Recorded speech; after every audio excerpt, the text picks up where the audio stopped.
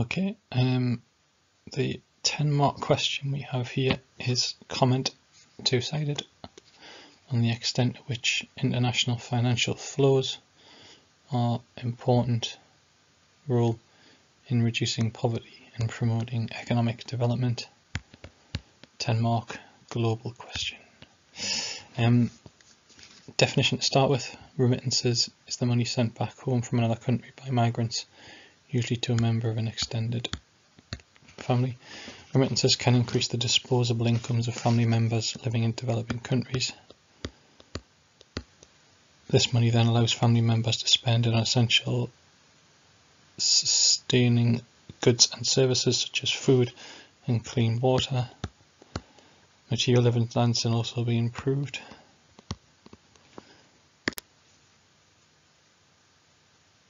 Members will be able to afford things like fridges and TVs. Non-material living standards could also improve, as money can be spent on education and healthcare, thus reducing poverty and increasing development. However, remittances mean developing countries lose their best, most skilled workers.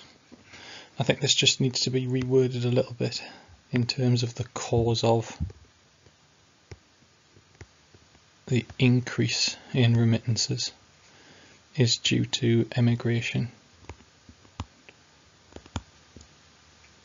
and then linking that into the point that's just been made there.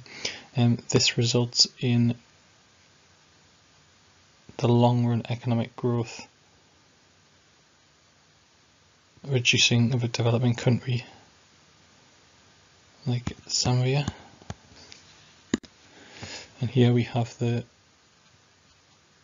graph, which we need the shift to be going the opposite way. We've got an analysis here that says as skilled workers leave a developing country, the quantity of labour decreases. So the analysis is correct here, but the graph doesn't represent that rise in the price level and that fall in real GDP or real output. And here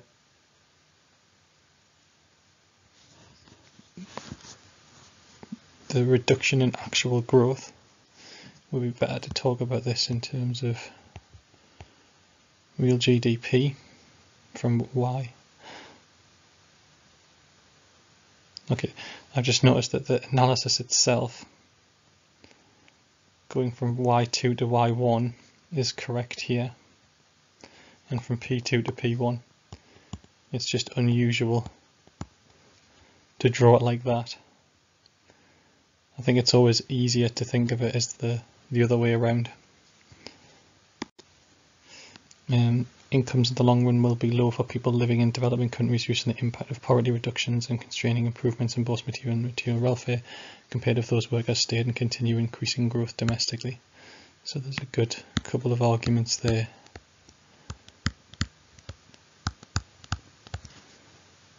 Against remittances, or them leading to, because of the cause. It depends upon the size of the skilled labour leaving the country, because if more leave, then the quality of life for the family member will be improved through remittances, even more than in developed economies. Reduce the impact of poverty.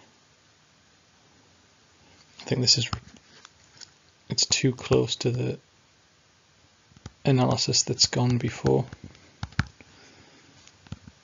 so I can't get extra credit for doing the same analysis of why it wouldn't work.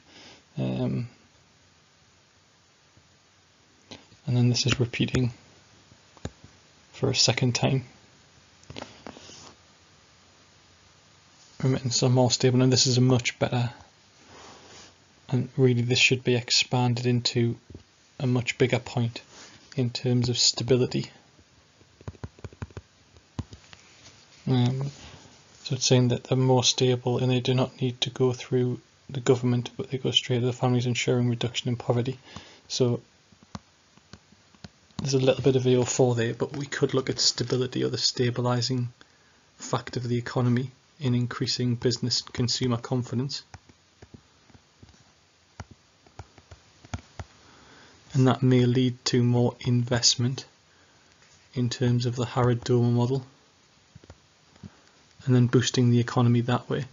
In terms of the government, you could make an argument for the free market here being better allocated and not wasting resources,